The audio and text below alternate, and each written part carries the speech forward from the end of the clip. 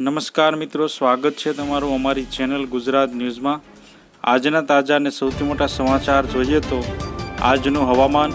ગુજરાતના આ જિલ્લામાં હવામાન વિભાગે આપ્યું રેડ એલર્ટ।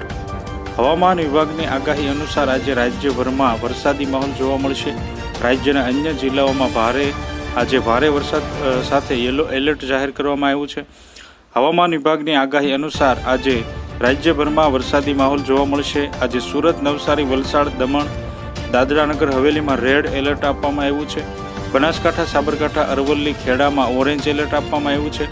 રાજ્યના અન્ય જિલ્લાઓમાં આજે ભારે વરસાદ સાથે યલો એલર્ટ જાહેર કરવામાં આવ્યું છે। દક્ષિણ ગુજરાતમાં ઓફશોર ટ્રફને કારણે રાજસ્થાનમાં લો પ્રેશર સક્રિય થતાં વરસાદની આગાહી કરવામાં આવી છે, તેમજ અનેક વિસ્તારોમાં વીજળીના કડાકા ભડાકા સાથે વરસાદ વરસે તેવી શક્યતાઓ વ્યક્ત કરવામાં આવી છે। જોકે ભારે વરસાદના પગલે હવામાન વિભાગે માછીમારોને દરિયો ન ખેડવા માટે સૂચના આપવામાં આવી છે। હવામાન વિભાગની આગાહી અનુસાર આજે અમદાવાદમાં 30 ડિગ્રી મહત્તમ તાપમાન રહે તેવી શક્યતા છે, તેમજ ભાવનગરમાં 29 ડિગ્રી મહત્તમ તાપમાન રહે તેવી શક્યતા છે। આ તરફ સુરતમાં 28 ડિગ્રી મહત્તમ તાપમાન રહે તેવી શક્યતા છે।